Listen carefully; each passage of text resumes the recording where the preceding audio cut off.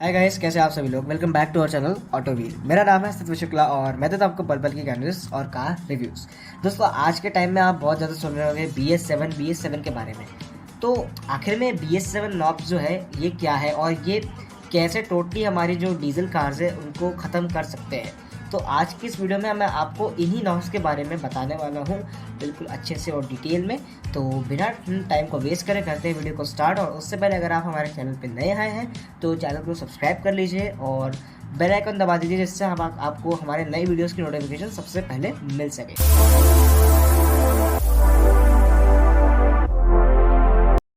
जो BS knobs हैं वो बेस्ड है यूरोपियन एमिशन स्टैंडर्ड्स पर।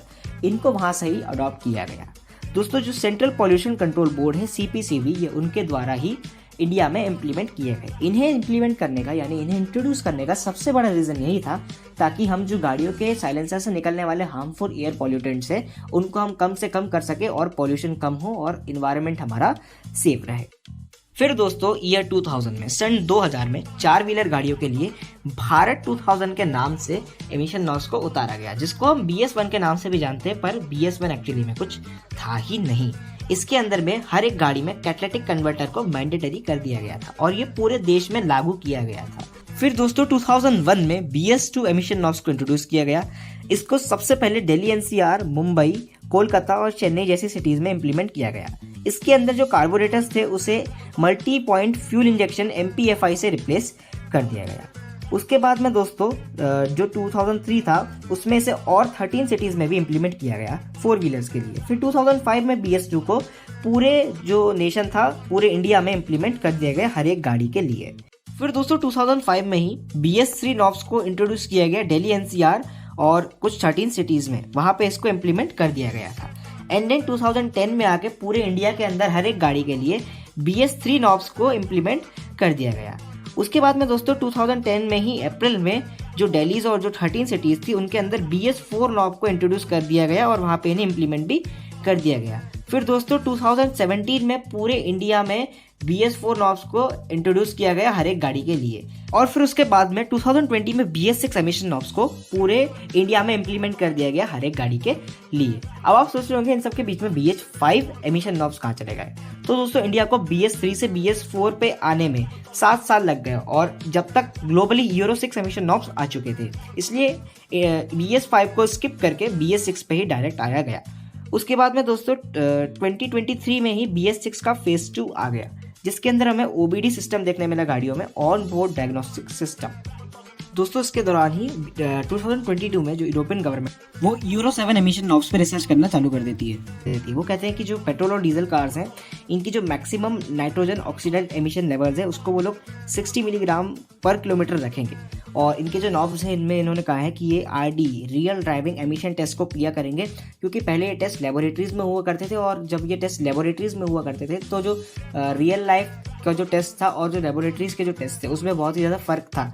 इसलिए ऐसी भी कोई हरकत ना की जाए, इसलिए ये लोग RD टेस्ट को करेंगे। और इन लोगों ने कहा है कि ये लोग गाड़ी के अंदर एक केमिकल कैटालिटिक कन्वर्टर को यूज़ करेंगे, जो कि जो गाड़ी का पॉल्यूशन है केमिकल के साथ उसको रिएक्ट करके उसका जो इम्पैक्ट है उसको कम कर दे। पर दोस्तों, यहाँ पे जो एक प्रॉब्लम है वो ये है कि ये जो केमिकल्स है ये अपना 100% जो वर्क जो करते हैं वो लगभग 400 डिग्री के टेम्परेचर पे ये अपना 100% वर्क करते हैं। और कोई भी जो गाड़ी है वो उसका कैटालिटिक कन्वर्टर 400 डिग्री तक का टेम्परेचर प्रोड्यूस नहीं कर सकता, इसलिए इनको वहाँ पे एक हीटर को यूज़ करना पड़ेगा या फिर कोई ऐसा डिवाइस जो कि वहाँ पे हीट प्रोड्यूस करे। इसकी वजह से जो गाड़ी की कॉस्ट है वो और ज़्यादा बढ़ेगी और उसके मेंटेनेंस की कॉस्ट भी और ज़्यादा बढ़ेगी। उसके साथ साथ ये कह रहे हैं कि ये एक ऑन बोर्ड मॉनिटरिंग सिस्टम को भी गाड़ी के अंदर रखेंगे, जो कि सेंसर्स के द्वारा पता करेगा कि जो गाड़ी है उसकी जो हेल्थ कैसी है, वो कितना पोल्यूशन फैला रही है नहीं फैला रही है। और ये सब जो है एक सैटेलाइट से कनेक्टेड रहेगा और अगर जो गाड़ी है वो बहुत ज़्यादा पोल्यूशन फैलाएगी तो वहीं सैटेलाइट से ही गाड़ी को बंद कर दिया जाएगा बीच सड़क पे और बस फिर ऑटो पकड़ के घर जाओ, आपसे मेंटेन नहीं हो रही गाड़ी को छोड़ के चले जाओ, ऐसा वाला मामला हो जाएगा। और लगभग ये कह रहे हैं कि इसको 2025 तक ये लोग इम्प्लीमेंट कर देंगे। पर दोस्तों, प्रॉब्लम ये है कि जो बहुत सी वहाँ की यूरोपियन जो कंपनीज है, कार मेकर्स है, उन्होंने इसके खिलाफ हड़ताल की प्रोटेस्ट किया, क्योंकि जो टेक्नोलॉजी कह रहे हैं इसको अभी लाना बहुत ज़्यादा मुश्किल है। ऐसी टेक्नोलॉजी फ़िलहाल तो किसी के पास में नहीं है और अगर ये आएगी तो इससे क्या होगा कि बहुत ज़्यादा गाड़ियों की कॉस्ट बढ़ जाएगी, उसकी डिमांड जो है वो कम हो जाएगी, गाड़ी की डिमांड, और इससे हर कोई भी जो है गाड़ी अफोर्ड नहीं कर पाएगा। और कुछ कंट्रीज़ ने भी मिलकर इसके खिलाफ आवाज़ उठाई, इसलिए अभी इन्होंने इसको होल्ड पे रखा हुआ है। और उसी को देखते हुए जो हमारे रोड ट्रांसपोर्ट मिनिस्टर है नितिन गडकरी जी, उन्होंने भी कार कंपनीज को कह दिया है लोग भी इसकी BS7 की तैयारी करना चालू कर दो। पर दोस्तों इससे जो नुकसान ये होगा कि जो हमारी जो प्यारी प्यारी डीजल कार्स हैं जैसे स्कॉर्पियो, फॉर्च्यूनर वगैरह, इनको शायद हमें अलविदा कहना पड़ जाए, क्योंकि जैसे जैसे BS नॉब्स जो चेंज होते गए उस दौरान हमें बहुत सी गाड़ियों को अलविदा कहना पड़ा। जैसे जो BS4 से जब BS6 में आया तो हमने बहुत सी गाड़ियों को अलविदा कह दिया। ऐसे ही जब BS6 से BS7 में हम जो चेंज करेंगे उसमें भी हमें बहुत सी गाड़ियों को अलविदा कहना पड़ेगा। और उसके साथ साथ दोस्तों जैसे ही BS7 में हम अपग्रेड करेंगे तो इसमें गाड़ियों की कॉस्ट भी बहुत ज़्यादा बढ़ जाएगी। और एक प्रॉब्लम यह है कि कोई भी हर आम आदमी गाड़ियों को अफोर्ड नहीं कर पाएगा।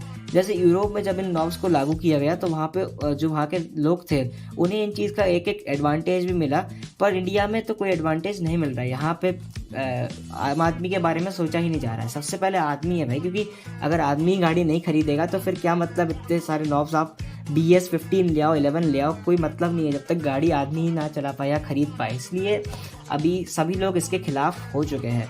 और आप लोगों को क्या लगता है, BS7 नॉब्स को लाना चाहिए या नहीं लाना चाहिए, मुझे कमेंट्स में ज़रूर बताना। और आई होप आप लोग अच्छे से समझ गए होंगे कि BS7 नॉब्स क्या है। तो मिलते हैं आपसे नेक्स्ट वीडियो में।